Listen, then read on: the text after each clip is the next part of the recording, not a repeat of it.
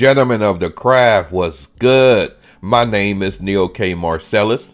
Welcome back to another episode of the Chronicles of Gameology. Now, that's checkmate. Upon the chessboard of life, business as usual is understood. That constant change and revision is mandatory and predestined. And this is the reason why the philosophy of gameology is both looked upon as an art as well as a science. Being knowledgeable and up to speed of the philosophy is the science, and implementation and practicing of the philosophy is the art. For this reason, when it comes to the application of the art of the philosophy, it is incumbent upon all practicing gameologists to acquire the skills of social dexterity and mental versatility of being a daywalker. Now, for those and for whatever reason that might not be familiar with this concept of being a daywalker, let me bring you up to speed as to what I'm referring to. This term daywalker is associated with the critical acclaimed 3-part movie masterpiece known as Blade, which by the way helped launch and greatly push the Marvel franchise, what we see today, to the stratosphere, and the success that the franchise is currently having and experiencing. Wesley Snipes, the main star and character and protagonist of these movies, who played a anti-hero type of vampire who could walk in the daylight without being reduced into a heaping pile of charcoal and ashes. This metaphorically represents a skill that all practicing gameologists and practitioners of this craft need to add to their toolbox and their skill set, because a practicing gameologist should always display social dexterity and mental versatility on moving back and forth and interacting with all segments of society and the social dynamic. Because a practicing gameologist should always be able to adapt themselves to every and different circumstances and situations. They should be like water, as one would say, shaping itself to the vessel that accommodates it and contains it. So, this skill set, this ability to be a daywalker, possessing the cleverness and knack for social dexterity and mental versatility, which is the definition from a gameologist perspective on this concept of being a daywalker. In this clip I'm getting ready to show you, this refinement and talent was disclosed in the third installment of this trilogy, the Blade movie that is. In this clip, the Blade character and one of his allies made it back to their hideout, and in doing so, they come to find out it has been infiltrated. As they go further into the hideout, then they find one of their colleagues, and she has been dealt with, and I mean dealt with harshly and brutally, overcome with grief and agony of how the colleague have been mangled. The ally, who entered the hideout along with Wesley Snipes, the protagonist of this movie series, she screams in regret and anguish. Then the Blade character gives her this tidbit of wisdom that contains the secret on acquiring this ability to be a daywalker. After this clip, I will decode this secret and reveal the how-to on putting this into practice from a gameologist perspective. So, let's jump into it.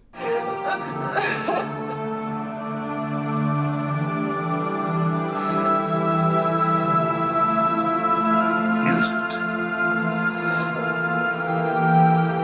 Use it. Use it.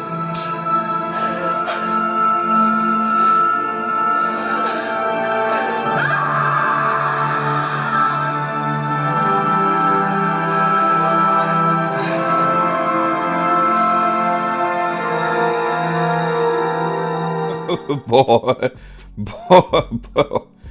Also, real quick, as the title of this episode and video implies, I'm going to show how being a daywalker increases a man's sexual options with women And secondly, I'm going to address why the square segment of society, men in particular, have such a gripe and complaint against other men they categorize as ray-rays and pookies, and why these so-called ray-rays and pookies have a large access sexually to multiple classes of women, and the square cats and their options are basically being diminished. Also, make sure you hit that like, share, and subscribe button. Like I said many times before, it would definitely do me a solid. But back to this monstrous revelation, which the clip you just got through viewing exposes and gives tremendous insight into this concept of being a daywalker and a person who can maneuver back and forth, to and fro, and in and out of different circumstances and situations.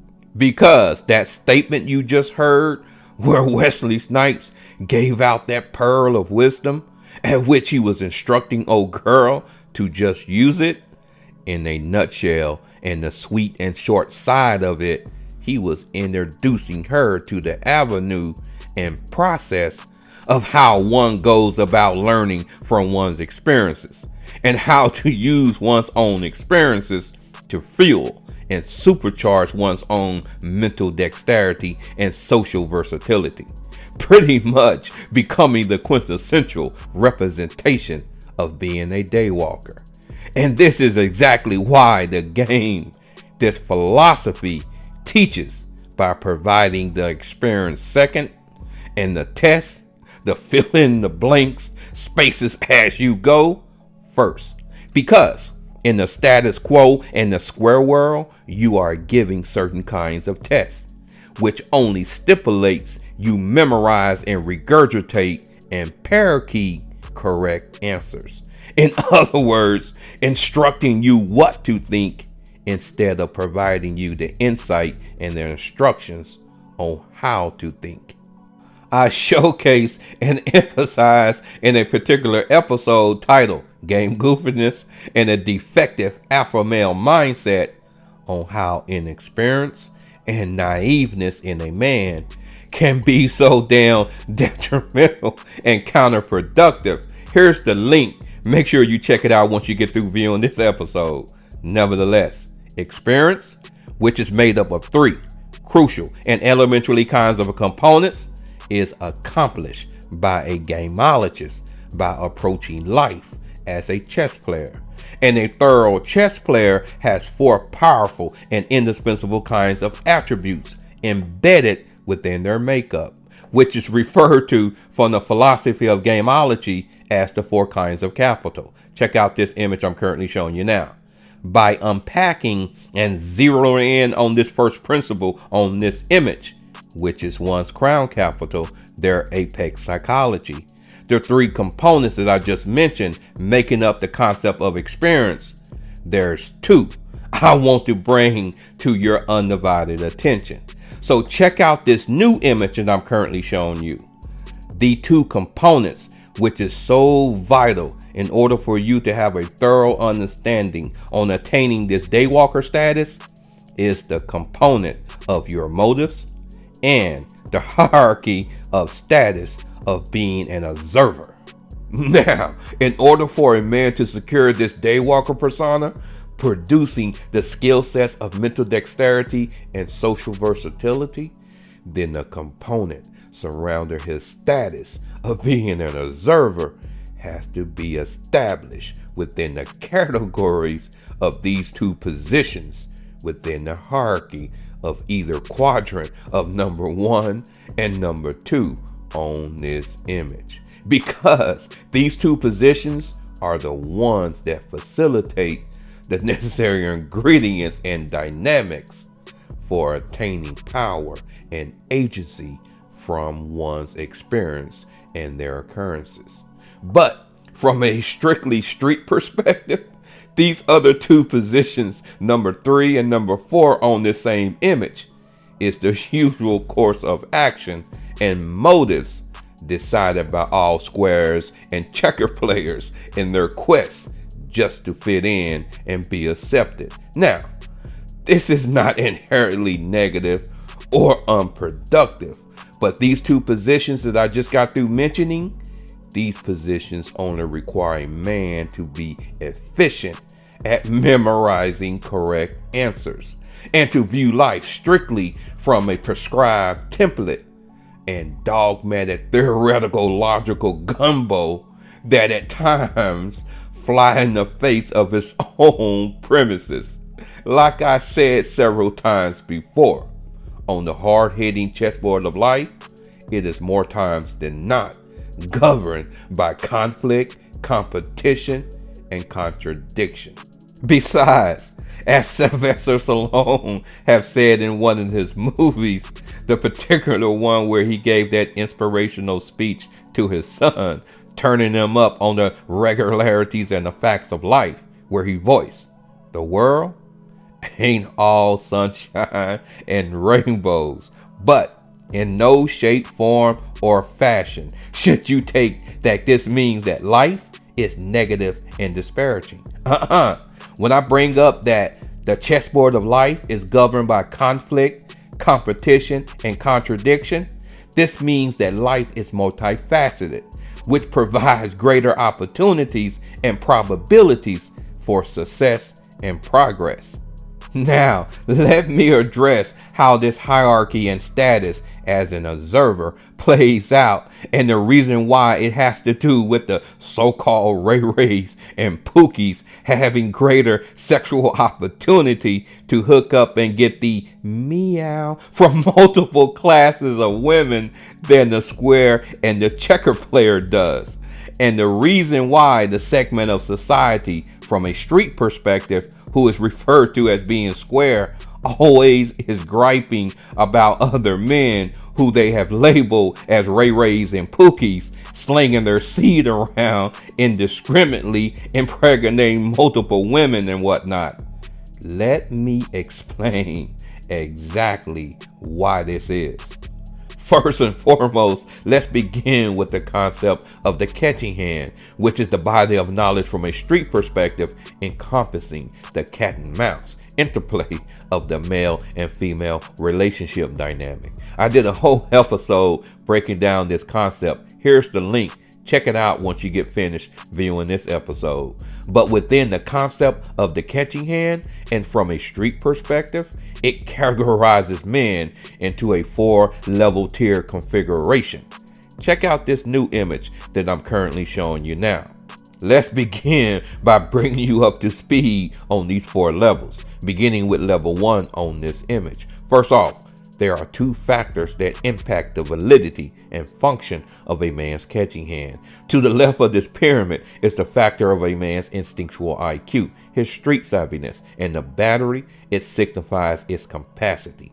To the right of this pyramid is the factor of a man's declarative knowledge, his power to produce results and manifest reality. And the battery, it signifies the component or the capacity of this component, which is his declarative knowledge. This first level represents your typical type of man from a street perspective, which is referred to as being a square, because the factors to the right and to the left of this configuration is usually insufficient and of a very low capacity. And of course, there's exceptions to this rule. Moving on to level 2 of this configuration, it represents your type of men who have developed their capacity of their declarative knowledge to a very high level, but their street IQ is very low and undeveloped. These typical type of men from a street perspective fall within your professional class within society and successful entrepreneurs and businessmen. But the moniker of being a square, they fit this category as well. Now, let's deal with level 3. These type of men have been submerged within an environment where they was able to soak up some game. And because of this, their street IQ is very well developed and the capacity is very high. But on the opposite end of this level, the level 3 participants, its declarative knowledge and its capacity has a tendency to be moderate or very low. And like I said earlier, there are exceptions to this rule. And this last level, level 4 participants of the catching hand, is considered the Grand Master level because its capacity and development of the two factors are extremely well developed and of a high quality. Individuals like Ice-T and our dearly departed brother Nipsey Hussle would fit this category. Now then, the moaning and belly aching that the constituents of the male side of square society, their issue is with the level 3 participants of this catching hand philosophy, who they has labeled as Ray Rays and Pookies. Let me divulge something that is not readily known when it comes to the game and gameology itself, and that is how it is initially learned and developed.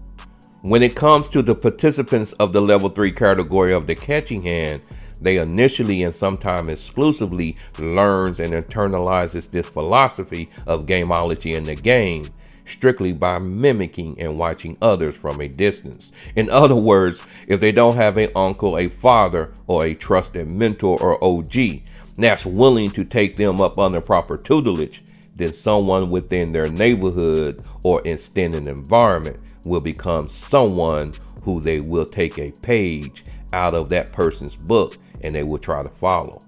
This is one of the reasons why there are so many game goofy men in society, because there was no quality representation of this philosophy within their environment.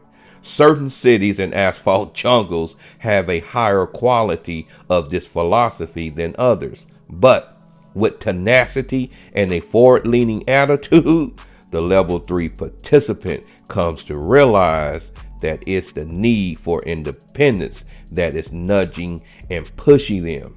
And this is what leads the level 3 participant into a higher status of being an observer, because only trial and error gets them into the level within this hierarchy, which qualifies them to be a daywalker, because as this image is now indicating, the motives for independence and self-mastery takes them deep into the dark unexplored regions of their own soul, where they will eventually develop this daywalker status and learn through their own experiences, and then is able to move back and forth into the lesser motives of just craving stability and belonging, which is advocated primarily by the status quo in the square world. So when a man undergoes this kind of trial by fire introduction, this makes him more sexual desirable among different classes of women.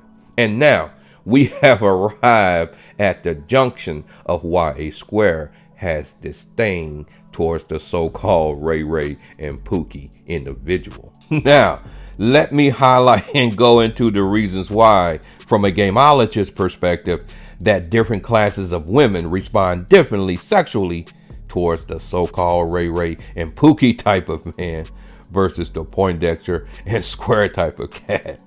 Up front and foremost, a woman by and large is sexually aroused primarily through a man's mannerism and behavior. As Sandra Witherson says, a neurological scientist and researcher into the sexual behaviors of women towards men, she emphasized that the nerve bundles connecting both sides of the brain when it comes to women is dramatically more thicker and closely knitted than males, resulting in two women being directly aroused sexually by what they hear largely and exclusively. And there's no faster way to influence someone's behavior more considerably than what that individual hears and what is said to them. For the reasons that I just stated surrounding how the brain operates when it comes to women, women subconsciously engages sexually with men from 4 particular reasons and justifications. So, the cat and mouse interplay between women, the square, and the Poindexter type of cat is primarily because of a provider type of sexual interaction, which is one of the 4 justifications that I just mentioned, which leans towards some type of duty. Because remember what I stated about behavior and how it influences a woman's sexual choices and her decisions. Therefore, the type of behavior resonating from a lot of square cats is this aura of a tyrannical father sort of vibe, which is a over statistical dogmatized, wrapped up in a logical, inconsistent gumbo type of persona. Once more, remember a few moments ago I pointed out how behavior influences a woman's sexual choices. Therefore, when she runs into this tyrannical father kind of pushback that a lot of square cats are exhibiting and showcasing, also, what's sad is they are oblivious and mentally comatose of the fact that they have fallen into this abrasive and prickly way of conducting themselves towards women. Ladies, you know exactly what I'm talking about when it comes to these sort of men. This broken, tyrannical father figure, he is always asking you where you've been, nagging and consistently urging you to check in with him and whatnot, always keeping a running tab of time as to how long you've been away, exhibiting overly fixation and topping it off with a preachy instead of an insightful interpretation on how you can upgrade on your situations in life. This is the unconscious behavior of a lot of square cats. And since a woman makes her sexual choices congruent to a man's behavior, if she chooses to deal with this type of cat, then she will ration her cookies and goodies and place this particular kind of individual into a provider category, which I mentioned earlier, which is one of the 4 justifications on how a woman deals with a man as for sexual interaction. Now then, the cat and mouse interplay between the level 3 or the so-called Ray Ray and Pookie type of man is a 180-degree pivot from what I described earlier surrounding the interplay between the square and the Poindexter type of cat, because the particular reason out of the 4 justifications that I mentioned earlier that a woman engages in sexually with a man is for exploration and of liberating oneself from the restraints of daily life and the grind. She puts her trust into a man because of his experience to guide her to different plateaus, discoveries, and excursions into fresh, unexplored regions of her own essence and psyche. A man who gets chosen by this reason for sexual interaction by women, his motives are clearly shown that his status of being an observer was for independence and self-mastery. Because this higher region of being an observer, which is directly tied to a man's experience, focus intently on developing one's ego. Whereas on the lower end of this spectrum of being an observer, which is the stability and the belonging side of this image, it is discouraged within the status quo and within the square world for a man to develop his ego. And because of this deficiency in ego development, a man ends up by default into this provider category. And this decline into this passive, unassertive disposition can be dramatized by a 4-stage process. And this takes place subconsciously in his interaction with women. So first, there is a lack of priority of self, which ties back into a lack of ego development. And the repeated instances where he says such things as, sure, I come and swoop you up. Screw hanging out with my fellas. Next, don't sweat it. I was just going to watch the playoffs anyway. And third, hey, I'm available anytime from Monday through Fridays. Just holler at me. And finally, no, I totally understand. He's a longtime college friend. Just maybe, just let me know a little bit sooner next time. This is a clear indication of the absence of independence and ego development. Now, the level 3 practitioner, they have undergone training within the catching hand and have tutelage within the subtle art of the pursuit or the hunt within the interplay of this cat and mouse game that takes place between men and women, and the nuances that I'm about to expose you to. Because Gameology teaches the practitioner the art and science of the pursuit or the hunt side of the equation when it comes to this interplay between a cat and mouse that takes place between the male and female relationship dynamic. The pursuit or the hunt from a street perspective is the smooth and eloquent back and forth between the efforts of a directed importance and the return of the sentiment and favor. That takes place prior to any sexual interaction between a man and a woman. Just like the number one rule in Fight Club is to not to talk about Fight Club. This applies to this concept of the cat and mouse interplay between men and women. Your objective is to play, but give no indications that you are playing the game. So the level 3 practitioner knows how to make their directive importance and the return of the sentiment appear natural and effortless, resulting in creating a vacuum, a void where their swagger and their conversation used to be. This drives a woman in choosing that sexual justification where she surrenders totally and allows a man to explore her essence and the sum total of her substance. This type of interaction with a woman requires a man to have an in-depth understanding of the nuances and subtleties of the pursuit within the cat and mouse interplay that takes place between the male and female relationship dynamic. Now, at this junction, you have a thorough and concise understanding why the Poindexter and the square type of cat has a axe to grind towards the so-called Ray Ray and Pookie or level 3 type of man. It's a matter of priority, of one's choice, and where they sit as to the status and standing of being an observer and one's ego development. And like I have said on several episodes of the Chronicles of Gameology, there are many chapters to these subject matters I've been conversing and speaking on in this podcast. In conclusion, being a DayWalker can be equated to what the father of mixed martial arts said, which was Bruce Lee, and that is, you must be shapeless, formless like water. When you pour water into a cup, it becomes the cup. When you pour water into a bottle, it becomes the bottle. When you pour water in a teapot, it becomes the teapot.